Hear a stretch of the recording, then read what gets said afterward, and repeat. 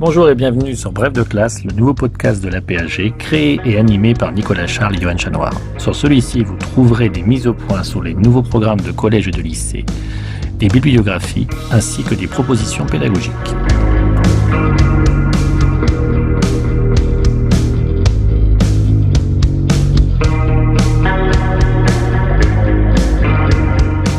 Le supplément de Bref de classe, ce sont des conférences, des cafés histoire ou géographie, des journées d'études ou de colloques mises à disposition par la PAG pour servir d'approfondissement au programme de collège et de lycée.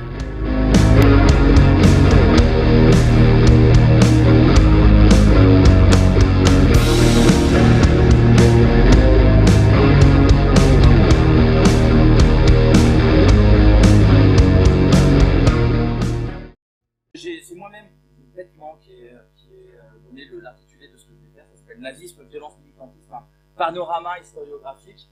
Je me suis aperçu que j'avais évidemment pas les moyens de mes ambitions, c'est-à-dire que je ne peux pas faire une historiographie de tout ce qui va se dire, notamment cet après-midi. Vous savez ce que disait Bismarck de Napoléon, il disait de Napoléon, c'est une grande incapacité qui s'ignore. Moi j'ai fait des progrès par rapport à Napoléon, c'est-à-dire que je suis conscient de certaines de mes incapacités et je ne suis pas capable de faire l'historiographie de tout ce qui se dira cet après-midi. Néanmoins, j'aimerais vous faire le récit de l'évolution de l'historiographie du nazisme depuis les années 90 pour vous montrer comment se sont agencés des champs de recherche qui me semblent être en train désormais de se remettre à muter. C'est-à-dire qu'on a connu une espèce on a connu une mutation très brusque aux alentours des années 89, 96, 97, un espèce de plateau de tranquillité qui a duré pendant une vingtaine d'années, pendant lesquelles il y a des champs de recherche qui se sont d'abord singularisés et puis qui se sont exploités, et il me semble que les choses sont en train de nouveau de bouger, et j'aimerais vous montrer comment ça fonctionne et qu'est-ce qui est en train de se passer. Donc, comme vous le savez, les gens bien élevés, les historiens notamment, font le plan en trois parties, pas en deux parties, comme le font les politologues et les juristes. Nous avons été élevés. Je sais, c'est bien pour ça que je le dis, c'est un vrai plaisir de le dire ici. Et donc, je fais un plan en trois parties, trois sous-parties, ça va être tout bête. Je vais vous montrer d'abord comment est-ce que les choses se sont mises à changer. Qu'est-ce qui, dans le contexte, on n'écrit pas au fond d'un bureau, mais le bureau est jamais séparé de ce qui est en train de se passer. Et je vais essayer de vous montrer comment ce qui s'est passé dans ces années 89-96 qui a fait muter l'historiographie, notamment du nazisme.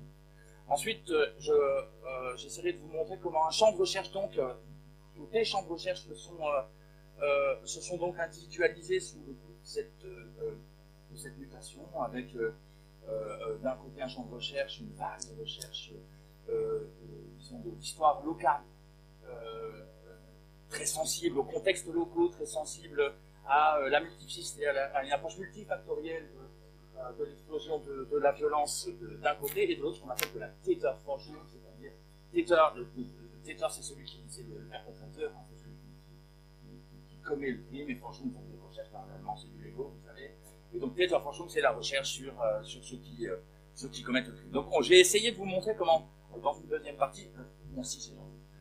Dans une deuxième partie, je vais essayer de vous montrer comment tout ça a pris son essor pendant une vingtaine d'années. Et puis, j'aimerais vous montrer ensuite comment, je pense, il y a quelque chose de nouveau qui est en train de se mettre en place, qui commence à émerger depuis un peu, je ne sais pas combien de temps, plus ou moins d'une dizaine d'années, et qui va, je pense, prendre son essor dans les prochaines années. Donc, quand nous commençons notre panorama, on est dans les années 85, 86, 87, 88. On est dans ce que Pierre Bourrette s'appelle le triomphe discret du fonctionnalisme. Vous connaissez les thèses des gens qui sont derrière tout ça, Martin Broszat, Jan Virchow, Hans Mommsen. Vous connaissez ces gens-là, moi, je vais quand même les marquer. Donc, Mommsen, Broszat, Kershot, que vous connaissez, donc c'est pas la peine de marquer son nom. Martin Groschat, c'est le directeur de l'Institut d'histoire du temps présent allemand, il a monté un énorme projet qui s'appelle le Bayern Project, dans lequel c'est un essai d'histoire sociale des grands agrégats du nazisme. En gros, il s'agit de faire deux choses, étudier les réactions, d'un côté essayer d'étudier en gros les réactions sociales et l'opinion publique qui est en train de se mettre en place, c'est là-dessus que Kershot se joint au projet, et d'un autre côté, étudier l'État nazi et ses politiques publiques au travers de ses sources. Vous connaissez le concept de polycratie, vous savez, c'est la tendance qu'a l'État nazi de créer de façon quasiment métastatique de l'institution pour résoudre les problèmes, et la question du darwinisme institutionnel, ces institutions se sont placées en concurrence les unes par rapport aux autres pour obtenir des prérogatives. En gros, si vous voulez, le nazisme, ça fonctionne comme un cancer, l'État nazi, ça fonctionne comme un cancer, ça crée de l'institution qui crée du chaos et qui crée de la radicalité. En gros, c'est ça la thèse du fonctionnalisme. J'y vais à grand coup de ça, mais évidemment, il y a zéro nuance. Donc, ce que je suis en train de vous expliquer, ça explique la dynamique de l'État nazi. Il n'en reste pas moins que derrière, il y a des gros trous noirs. Il y a des impensés. Les gens dont on est en train de penser sont la plupart du temps des intellectuels qui sont plutôt issus des classes bourgeoises, plutôt sociodémocrates, et qui ont les impensés et le sens commun de leur classe et de leur éducation. Et pour eux, un national-socialiste, c'est quelqu'un qui est plutôt de classe populaire, plutôt pas chrétien élevé, plutôt qui pense pas beaucoup. Et donc pour quelqu'un comme Hans Wurmbrand, il le dit nommément, le national-socialiste, l'idéologie national-socialiste est une somme de préjugés et de catalogues d'idées reçues que tout le monde pouvait choquer. Et donc, ça n'existe pas vraiment. Et donc, la question de la motivation que les acteurs peuvent avoir au sein de l'État nazi, au sein de ces institutions qui sont en concurrence les unes avec les autres, ne peuvent pas être d'ordre moral, politique ou idéal. Ce sont essentiellement des considérations d'ordre carriériste qui, pour un Mommsen ou pour un Groschat, animent les acteurs de toute cette intrigue nazie. En gros, quand vous regardez les travaux qui se mettent en place et qui pourraient s'intéresser à la question du militantisme, vous avez quelqu'un comme Herbert Ziegler, c'est un américain. Herbert Ziegler, il a sorti un livre qui s'appelle Nazi Aristocracy. Maintenant, Nazi Germany's New Aristocracy, donc c'est un livre d'histoire sociale et de sociographie de la SS, et on s'aperçoit que cet homme fait de l'histoire quantitative, nom, prénom, extraction sociale, métier, etc., etc. Et à partir du moment, et quand il s'agit d'étudier la façon dont se met en place le mental, le culturel, les représentations, en gros, ce qu'on appelait à l'époque de l'histoire des mentalités, on revient à quelque chose qui est de l'ordre de la Geistesgeschichte, c'est-à-dire de l'histoire des idées. On passe à des considérations qui sont plus du tout socialement informées sur le fait qu'on a affaire à des gens qui sont de génération sans père, qui n'ont pas été éduqués avec de l'autorité, et donc on se retrouve avec un mélange un mélange d'interprétations qui mélange un petit peu de Milgram, beaucoup d'Alice Miller, de l'école de Francfort, mais sans que ça soit vraiment rattaché et construit à cette histoire sociale, et à cette histoire sociale quantifiée qu'ils essayent de mettre en place. Et on peut comme ça, c'est une des critiques qu'on peut apporter au fonctionnalisme, de dire que quand ils sont dans la pratique étatique, les fonctionnalistes mettent en place des analyses merveilleuses, très nuancées, très intéressantes, etc. Dès qu'ils essayent de s'intéresser aux marges de manœuvre des acteurs, les choses se passent beaucoup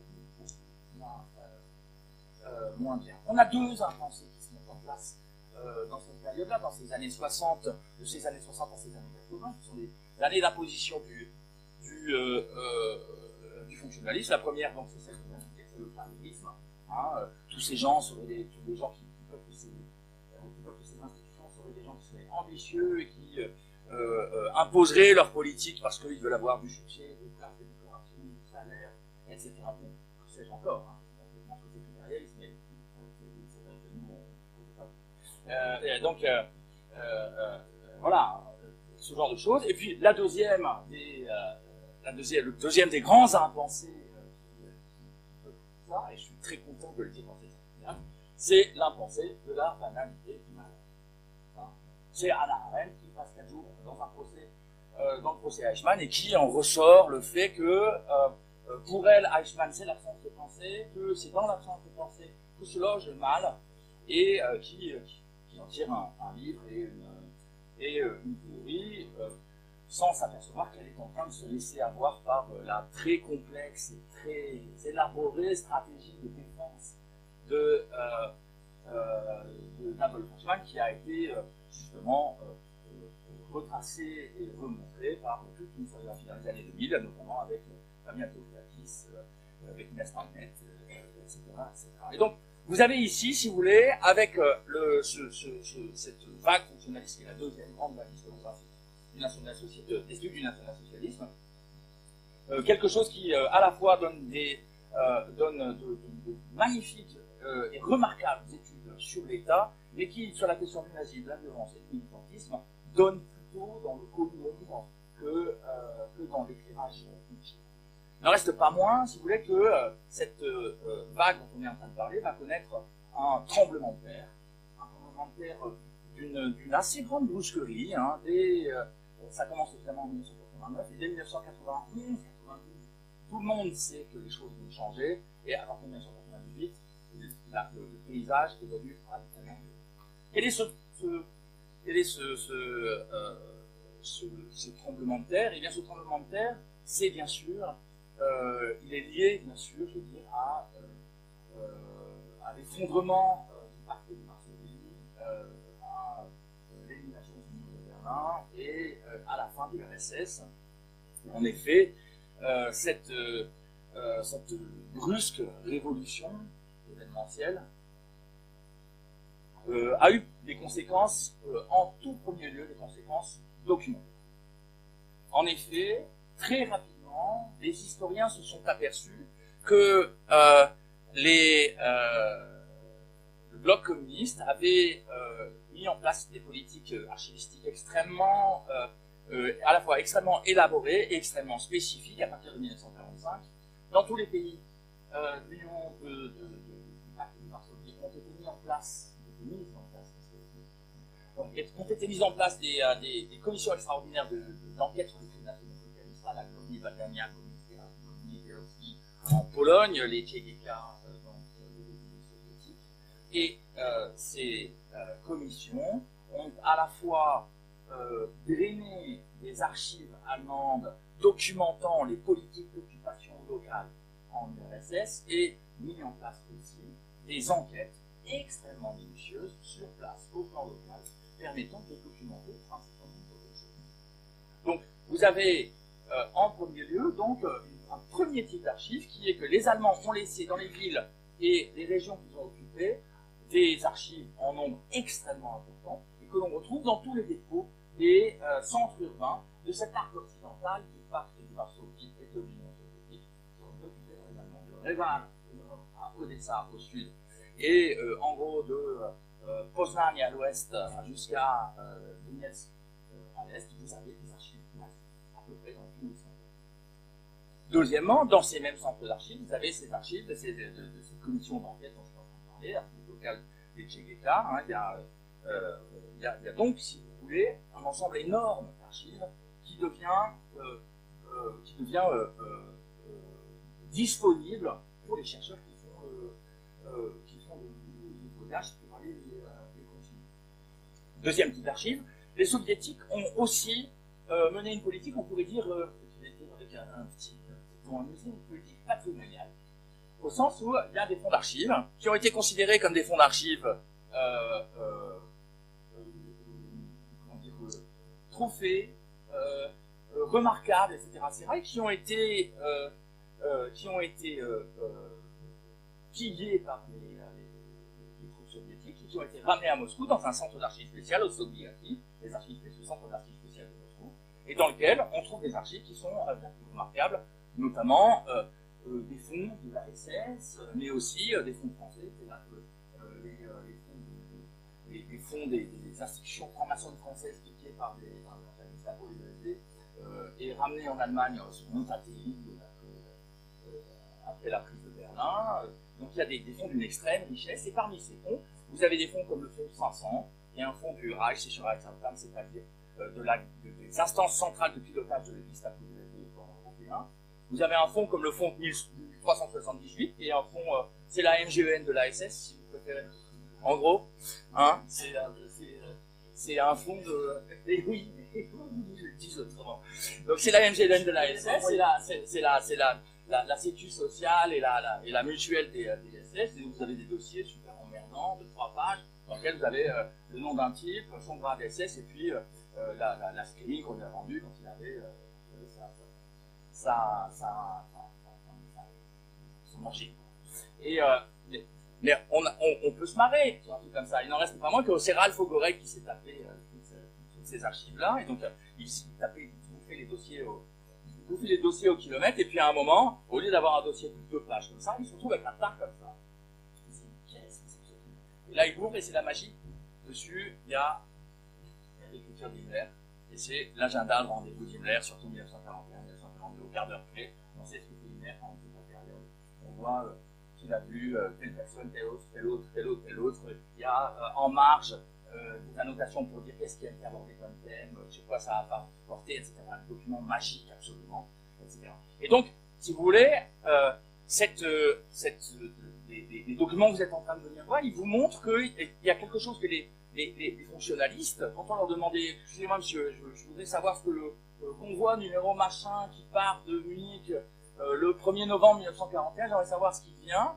Et ben, en gros, votre fonctionnaliste, il sait très bien ce qui va se passer pour le convoi, mais il ne sait pas très bien où est-ce qu'il va. Et donc, à partir du moment où il passe la frontière du Reich, où il rentre dans le gouvernement général, il ne sait plus bien ce qui se passe avec les articles du gouvernement général, il les a pas. À partir de 1992-93, vous avez des chercheurs qui sont allés, par exemple dans la Baltique, qui peuvent y aller et qui peuvent vous expliquer que, ben voilà, les juifs allemands qui ont été déportés à ce moment-là sont arrivés à Riga le 7 ou 6 novembre 1941, que les institutions locales avaient prévu de finir d'exterminer les juifs locaux pour libérer des locaux pour ces juifs allemands qui arrivaient, qu'ils n'ont pas eu le temps de le faire, que ne sachant pas très bien quoi faire de ces juifs allemands, ils les ont exterminés immédiatement.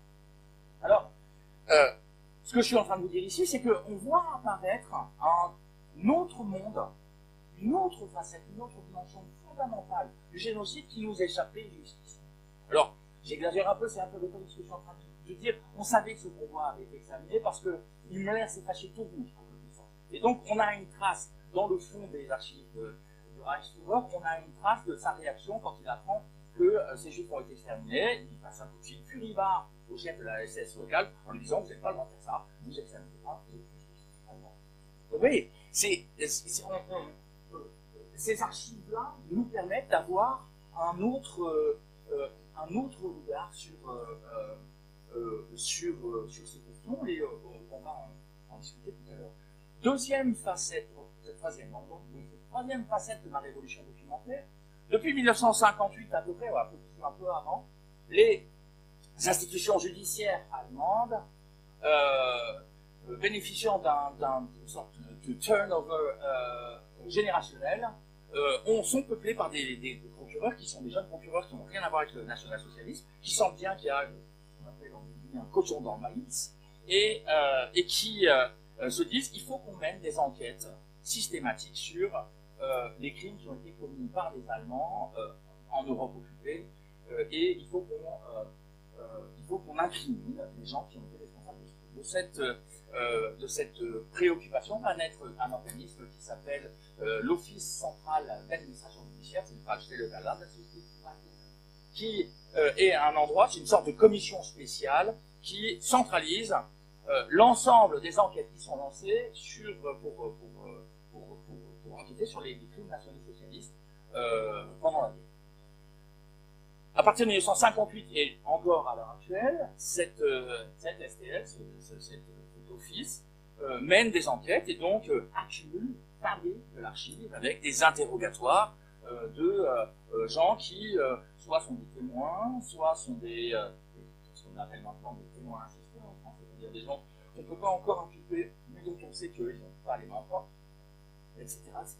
Et donc vous avez un monceau, encore une fois, un monceau d'archives qui commence progressivement à arriver à la disposition des chercheurs au tout début des années 90. Ces années 90, elles sont aussi, je pense, le théâtre d'une autre révolution, autre documentaire, une révolution existentielle chez les universitaires et les chercheurs. Et cette révolution, les chercheurs européens, et un peu peut-être américains aussi, mais cette révolution, c'est le retour, le surgissement, le ressurgissement de la violence de guerre et de la perspective de la guerre dans les horizons d'attente des Européens avec la guerre qui commence sous nos yeux en 91-92 en Yougoslavie. Je ne pense pas que ce soit un hasard si c'est à l'été 1992 que les images absolument monstrueuses qu'on commence à voir de pillages, du début des poches, du nettoyage ethnique qui intervient en Crimea, etc. Ces images absolument monstrueuses arrivent sur nos écrans et dans le même été, Christophe Browning travaille à la centrale cellule de l'institution localisée là dans cet office central des administrations judiciaires et il tombe sur ce dossier absolument remarquable du 101e bataillon, voilà, du 101e bataillon de la police qui constitue la première vraie interrogation sur la question du passage à l'acte et la question de la motivation des acteurs du monde du passage à l'acte. Il y a quelque chose ici qui, dans la mise en présence des historiens avec la violence de guerre et avec la violence interindividuelle, qui me semble les avoir réorientés sur ces questions. Et c'est assez simple de vous montrer. Ça ne concerne pas que les historiens du nazisme, très loin de là. Vous avez deux préhistoriens qui s'appellent Jean Guilaine et Jean Vanier, qui ont écrit un livre magnifique qui s'appelle Les sentiers de la guerre, visage de la violence préhistorique. Et qu'est-ce qu'ils vous écrivent dans l'introduction? Que jamais ils n'auraient eu l'idée d'aller relire leur sentier de fouille, leur compte rendu de sentier de fouille, et d'aller y chercher les traces de la violence interspécifique si à ces questions.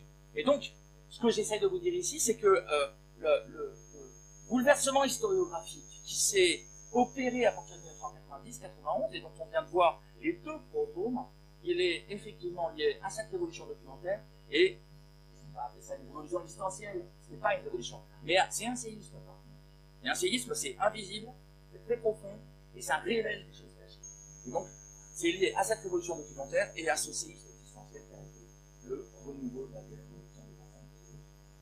Et donc, ce qu'on peut dire ici, c'est que la vague de recherche qui s'enclenche dans ces années 1991-92 et dont on peut commencer à avoir vraiment un bon spectacle, un bon panorama à la fin des années 90, est une vague de recherche qui est fondée sur deux pôles. Vous avez d'un côté un travail,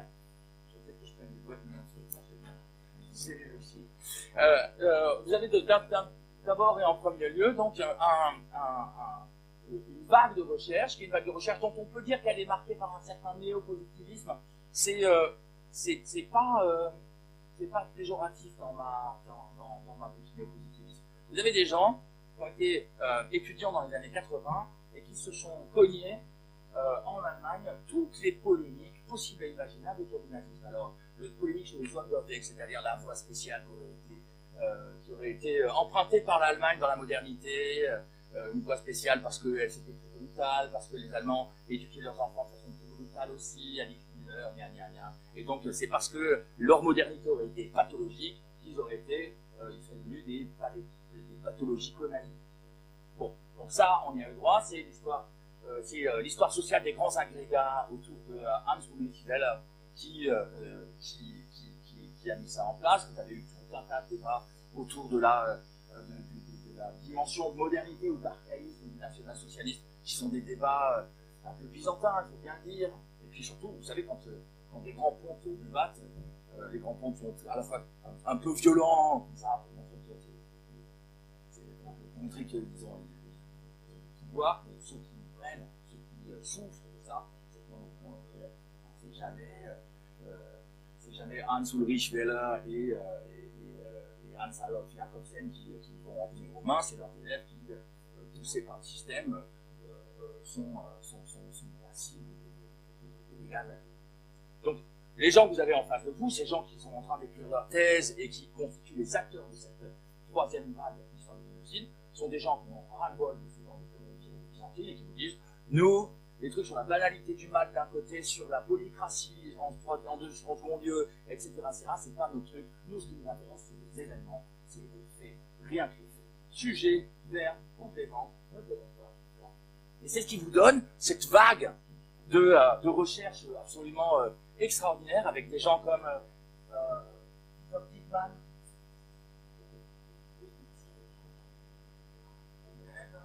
Paul, Christian Bernard, qui font des thèses absolument admirables. Dickman sur la Lituanie, Dickman sur la Lituanie, Paul sur la Galicie et Bernard, c'est la plus grosse, sur la Biélorussie. La thèse de Christian Gerlach, c'est un sommet, elle fait 1235 pages, c'est 5000 notes de bas de page, c'est 250 fonds d'archives qui ont été explorés du fond en comble. Il est terrorisant, on ne le voit jamais travailler. Christian Gerlach, quand il est dans un fond d'archives, il est comme ça, installé bien profond dans son fauteuil, avec un crayon bien taillé, une feuille blanche là, et un inventaire posé négligemment sur la. Tu ne vois jamais travailler autrement. Et quand tu regardes les livres, eh ben, sujet et verbe, complément, note de bas de page, et dans la note de bas de page, tu as un fond qui vient des archives militaires, un fond qui vient d'une archive de Moscou, un fond qui vient de Minsk, le tout cité à la page près, il a tout croisé. Bref. Vous voyez, c'est ça, c'est un des grands apports de cette vague néopositiviste, ça a été de faire atteindre à la technique d'administration de la preuve, en ce qui concerne le national-socialisme et le génocide, une technicité qui, à mes yeux, est absolument indépassable. D'un autre côté, ce que nous fait découvrir cette vague de recherche, c'est combien les situations peuvent être compliquées, combien les protagonistes, notamment les protagonistes allemands, ont pu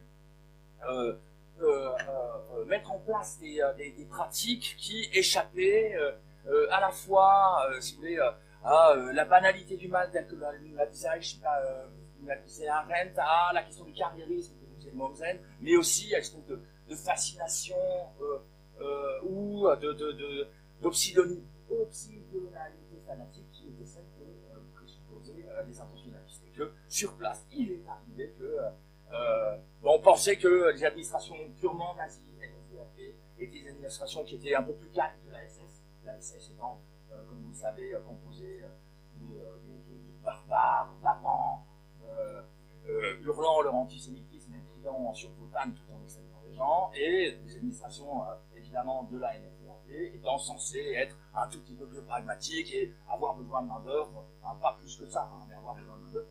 Et on s'aperçoit que sur le terrain, la plupart du temps, c'est le contraire. Vous avez les gens du NSDAP qui disent bon, on n'en veut plus de cela, vous les exterminez. Et puis les gens de la police qui disent bon, écoutez, voilà, ok, on va le faire. Mais vous voyez, c'est qui mettent en place le truc sous pression des administrations civiles. On voit ça en Biélorussie, par exemple, dans des pays comme le GIDEF Donc, on voit ici, si vous voulez, comment se met en place cette vague. Cette vague, elle essaie de couvrir de façon plus ou moins systématique l'ensemble des territoires occupés. Vous avez des gens qui font ça à la fois à l'ouest, mais c'est évidemment beaucoup plus l'est qui est concerné. On commence à avoir le temps de la synthèse commence à arriver. Vous avez de plus en plus d'overviews qui peuvent se mettre en place. Peter Paul a sorti maintenant il y a une petite dizaine d'années un livre qui essaye de faire un petit manuel, qui essaye de faire un bilan de toutes les politiques de violence nazie, qui est extrêmement bien fait.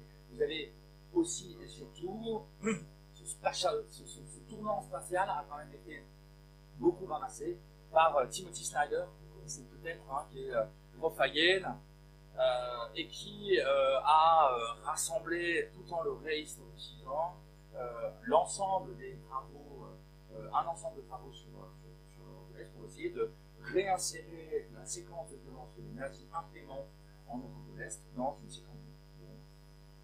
Même si tout ça est très discutable, même si je ne sais plus exactement comment il commence, il peut commencer, je sais qu'il commence en 21 ou en 29. Moi j'aurais bien mis la fenêtre à Nobel dedans, moi j'aurais bien mis les Jacqueries 1905 dedans. En gros, si vous voulez, le cycle de violence il est discutable chez Timothy Snyder, il en reste pas moins que sur la séquence 41, c'est celle-là qui m'intéresse essentiellement, il a, son livre constitue une tentative intéressante pour voir les choses où on peut faire autrement mieux. Mais vous voyez comment cette vague de recherche, elle connaît désormais le temps de cette vague de recherche, le temps de la synthèse. D'un autre côté, deuxième vague, deuxième résultat de cette révolution dont vous parlez tout à l'heure, l'arrivée de ce qu'on appelle donc la Täterforschung, hein, la recherche sur les opposants. Ça naît, si vous voulez, de ce débat qui commence en 1997-98. Je vous ai dit, le point fondateur, l'acte fondateur, c'est cet été 1992, dans lequel Chris Browning découvre le dossier du 101e bataillon. Vous connaissez ce dossier, hein, c'est très bien, c'est un jour, en août 1942, le commandant Trapp du 101e bataillon prend ses hommes qui sont des bons vieux pépères de 40 balais, sociodémocrates, pas des fous de guerre, pas des nazis hurlants d'OTAN, etc., des gens qui ont été envoyés sur le front, même justement pas sur le front parce qu'ils sont incapables de faire la guerre, ils sont trop bedonnants, ils ne peuvent pas courir, etc., etc. Et l'alarme à l'œil, virgule, Trapp leur annonce que, ben voilà, ce qui doit arriver va arriver, ils sont en train d'encercler le village de Joseph, il y a dedans 1000 juifs, il ne va pas falloir les tuer. Trapp dit à ses hommes, vous comprendre, ce besoin puisse ne pas vous convenir, ceux qui ne veulent pas le faire, faites un pas en avant. Sur les 500 hommes du bataillon, il y en a 5 qui ne font pas en avant, les autres font. Et donc ça veut dire que 181 gens, les 181 de deux parties de Trapp sont devenus des meurtriers, des enfants, ce qui est intéressant, c'est que dans l'enquête sur le 101e bataillon, le juge s'est concentré sur à concentrer les interrogatoires sur pourquoi est-ce que vous n'avez pas fait un pas en avant. Qu'est-ce qui vous a pris à ce moment-là, hein, le juge, c'est pas Christian Gao, donc il ne dit pas comme ça, mais évidemment. Mais en gros, la question est celle de pourquoi, qu'est-ce qui a bien pu faire que, soumis à cet ordre, des gens sont passés. Sans préjuger de la réponse, Christopher Browning sort un livre magnifique, qui vient une célébrité mondiale, qui est traduit en France par Pierre Belnaquet, hein, et puis suscite une réaction absolument furibard qui arrive en 98, 99, 97, 98. C'est Daniel Goldhagen, jeune sociologue de Harvard, qui reprend les dossiers, exactement les mêmes archives, de Browning, et qui fait un livre radicalement différent. Là où Browning nous disait que la question était celle du conformisme et du fait que les hommes n'avaient pas trouvé la force de dire non parce qu'ils avaient l'impression que s'ils disaient non, ils rejetaient le pénible de travail sur les épaules de leurs camarades. Au lieu, donc, Goldhagen, lui, remplace cette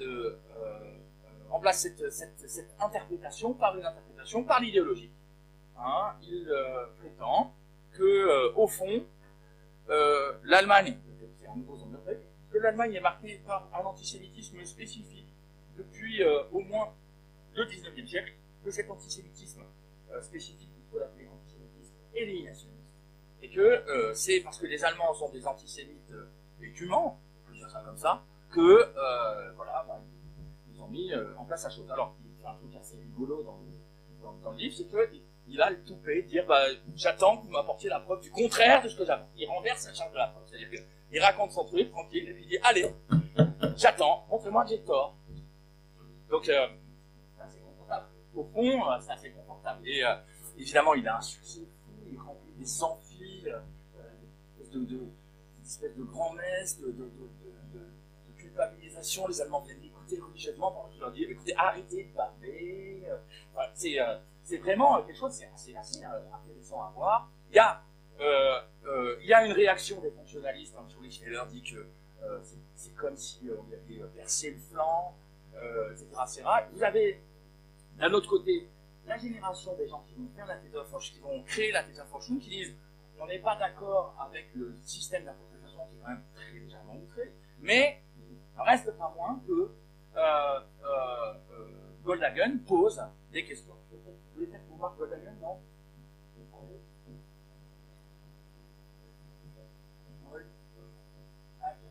Le livre s'appelle Les bourreaux volontaires de Hitler. Ah oui, Zonderweg.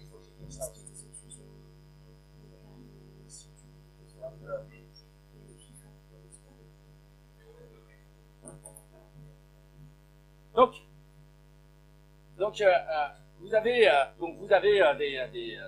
avez une nouvelle génération d'historiens à peu près contemporaines de Paul, Gerlach, Lippmann, des gens qui à l'heure actuelle ont des gens qui ont à l'heure actuelle 50, 55 ou 60 ans. Oui, des jeunes, exactement, des jeunes, n'est-ce pas? Hein?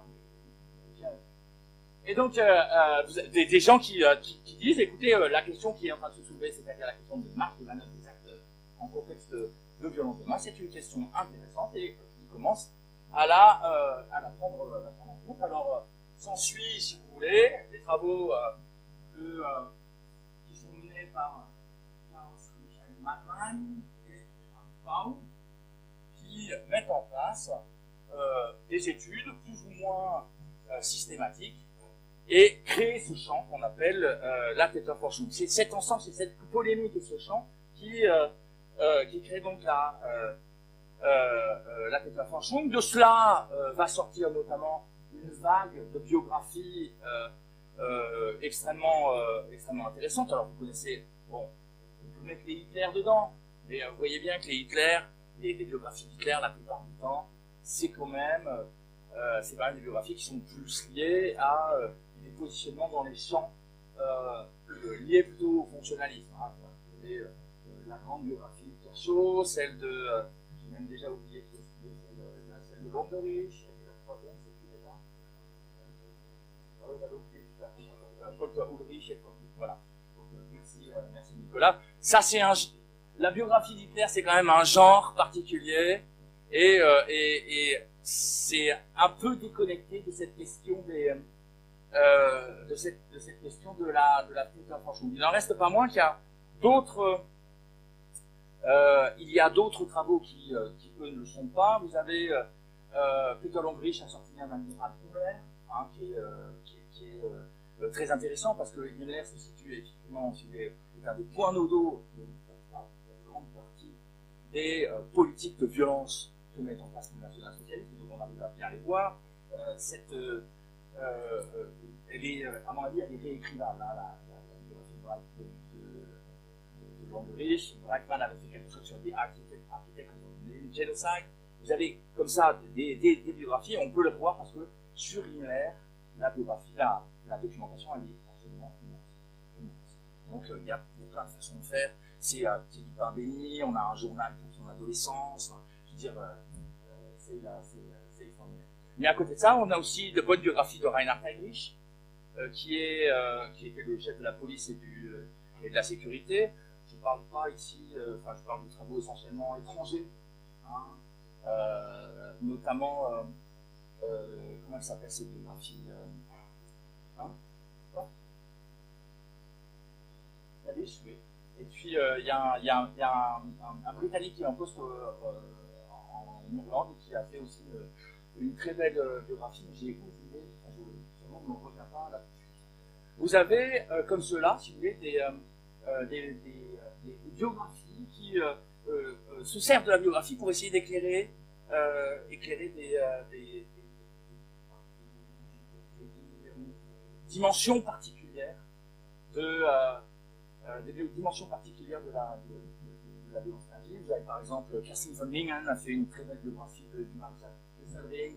Kesselring, c'est intéressant pourquoi? Parce que c'est un aviateur qui devient chef des armées en Italie et qui va couvrir des massacres qui sont de l'ordre de la lutte contre les partisans, mais aussi de la guerre civile, et puis qui après, dont après les déboires judiciaires constituent un vrai mode de lecture du travail mémoriel en Italie et en Allemagne. Vous avez des gens qui travaillent sur Odilo Globoknik, un des chefs locaux de la police de sécurité et de la SS sur le district de on parlera de choses comme ça assez vite. Il faut voir les limites des travaux que je suis en train de faire. Il y a deux grandes limites, me semble-t-il, assez claires. La première, c'est que la plupart du temps, ces travaux ont une espèce de... comment je peux dire ça? Ces travaux ont une espèce de vision déceptive de l'interprétation. Mais si, ça veut dire quelque chose quand même. Quand je veux dire qu'il y a une vision déceptive de l'interprétation, c'est-à-dire que ces gens passent souvent devant des évidences interprétatives sur les... C'est-à-dire que tout occupés qui sont à reconstituer le maillage événementiel de l'événement, cet événement gigantesque qu'est la politique d'occupation de l'Europe de l'Est et la Shoah, la plupart du temps, ils ont du mal à s'intéresser véritablement à la façon dont les acteurs se sont représentés leurs tâches. C'est très visible chez Christian Gerlach, qui par exemple suit de façon très attentive un certain nombre de dignitaires locaux, de responsables locaux de politique contre les partisans, mais est au fond incapable de voir quand est-ce que il y a quelque chose qui se passe et qui sort du cadre fonctionnel pour avoir une dimension symbolique, une dimension politique. Il a du mal à le voir. Et ça, c'est quelque chose qu'on peut régulièrement, c'est un reproche qu'on peut régulièrement adresser à ces gens qui font de l'histoire régionale un peu néo-positiviste. Et pourtant, ces gens auraient pu, je suis en train d'entamer il y avait, au moment où ces gens travaillaient, tout un ensemble de travaux qui permettaient d'enrichir cette question du néo-positif. Vous aviez d'un côté, depuis les années 70, un courant qui est autour de Detlef Poelpers, de Lutz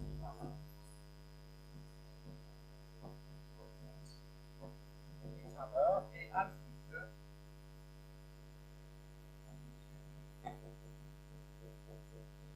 menait des interrogations autour de deux choses. D'une part, ces gens étaient confrontés aux fonctionnalistes qui mettaient en place une histoire, on pouvait dire,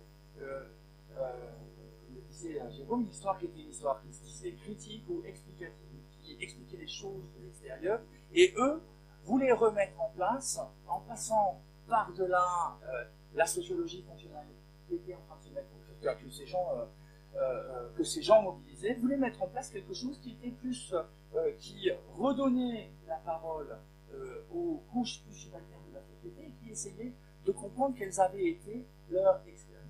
L'histoire, comme science de Geschichte, c'est un terme que partage ici quelqu'un comme Lutz Niedermann, qui est prof d'abord dans la Rhénanie puis ensuite à Jena, et qui est le grand spécialiste de l'histoire orale, que partage aussi Detlef Poelpers et Alf Hitler, qui sont les créateurs de ce qu'on appelle l'histoire du quotidien, Alltagsgeschichte, et qui vous disent nous devons mettre en place une nouvelle démarche, qui est une démarche qui, à la fois, est une démarche qui se recentre sur les hommes qui pratiquent les choses, et qui, dans le même temps, vous dit oui, mais mon approche, c'est une approche critique. C'est-à-dire que c'est à la fois, comme tu le disais tout à l'heure, une démarche qui se veut plus compréhensive, mais qui refuse de reprendre la thèse de Dilthey pour éviter le psychologisme.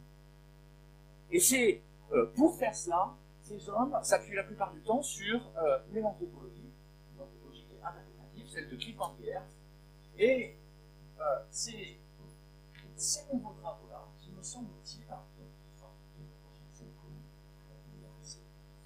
Kierkegaard, et c'est, je pense, ces travaux-là qui constituent, si vous voulez, une vraie façon de dépasser ce néopositivisme. Dans cette vague, vous avez quelqu'un comme Ulrich Herbert, qui a écrit une biographie de Werner Best. Herbert, ça s'écrit donc Werner Best, c'est le numéro 2 de la Gestapo, c'est l'adjoint de Reinhard Heydrich, et c'est un beau fil d'observation qui permet d'aller, en gros, de son enfance en guerre, en 1914-1918, qui perd son père dès le début de la guerre, jusqu'aux années 80, parce que à partir de 1945, sa reconversion dans l'Allemagne de la République fédérale rhénane est un modèle à la fois de militantisme mémoriel pour protéger un certain nombre de gens au sein de la République de Weimar, et aussi pour une Allemagne conservatrice, rénovée, mais qui clairement, c'est pas le cas de mais qui clairement ne rejette pas entièrement l'héritage nationaliste identitaire fétiche dont est issu aussi l'Allemagne nazie. Alors vous avez d'un côté, Ulrich Herbert est un élève de Lutz Niethammer. Vous avez autour de lui des gens qui vont travailler, qui remettent, si vous voulez, des représentations d'idéologie dans tout ça. Isabelle Heinemann qui travaille sur les principes nazis. À côté de Ulrich Herbert, il y a Michael Wild, qui est sans doute l'historien le plus intéressant à l'heure actuelle en Allemagne, qui est titulaire de la chaire d'histoire du nazisme à Berlin, qui a fait une thèse sur les cartes de l'Office central de sécurité du Reich, le RSHA, et qui, depuis, travaille sur des formes de participation à la fois élitaire et populaire au national-socialisme. Vous avez quelqu'un comme Miller, qui, en redécouvrant des sources biographiques, essaye de mettre en place des sources autobiographiques, essaye de mettre en place la biographie de Miller, c'est-à-dire de se situer dans le territoire le plus intéressant en termes de solutions, le plus intéressant et le plus important en termes de solutions finales, parce que c'est là où sont situés les ex-éditeurs de l'État, mettre en place des politiques qui sont des véritables laboratoires marquants en termes d'extermination et en termes de généralisation. Il choisit un observatoire qui est extrêmement intéressant donc, pour côté dans le sillage, si vous voulez, de cette historiographie néopositiviste, et dans le même temps, en prenant l'approche biographique, il mêle les considérations de Peter Forschung. Le travail de Nicolas est le seul que je connaisse et qui arrive à arriver et à ces deux alors c'est écrit avec les pieds évidemment, hein, bien sûr, mais bon, au moins la tentative est là, hein. Ce que j'essaye de vous dire ici, c'est qu'il est en train de se dégager. Ce que je suis en train de vous montrer, c'est quelque chose qui frémit depuis une petite dizaine d'années, mais qui a quelque chose de nouveau qui est en train de se mettre en place. Qu'à l'intersection entre cette histoire hyper précise du régional et cette histoire de la Peter Forschung, il y a des interrogations qui se mettent en place sur la question de l'attractivité du national-socialisme pour les gens qui y ont adhéré. C'est Michael Wild et Alf Lütke, mais aussi une historienne qui s'appelle Elisa Mailendorf, qui posent cette question de la façon la plus aiguë et qui sont en train de mettre en place une interrogation sur la société allemande sous le national-socialisme comme une société de la participation. Le nazisme, ça n'est pas seulement des brûles de presse et lourdes qui tuent des gens au bord de fosse, c'est aussi toute une société de 16 millions d'adhérents au national-socialiste de bienfaisance. Ce sont aussi des gens qui, à la porte de l'hiver, créent des événements, des kermesses, des quêtes, drainent de l'argent et essayent de mettre en place cette Volksgemeinschaft, cette ethno-communauté qui est censée, après sélection, représenter une société de la bienveillance, de la fidélité et de la générosité. Évidemment, derrière tout cela, il y a toujours, et c'est ce que montre quelqu'un comme Alf Lütke, c'est ce que montre Elisa Highlander, il y a toujours la participation et la surveillance, il y a toujours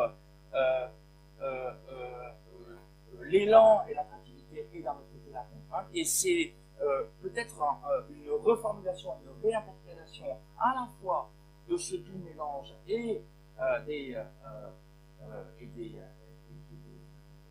imaginaires qui se déploient dans l'Est qui nous permettra de réinterroger à nouveau la grande question de tous.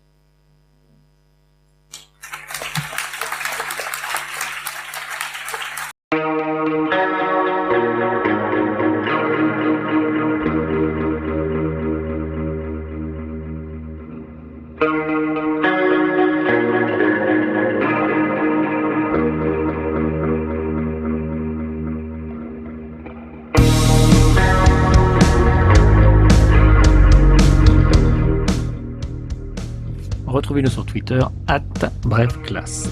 Tout le contenu de l'émission, la bibliographie, les documents exploités par l'auteur sont disponibles sur le site officiel de la PAG www.apag.fr.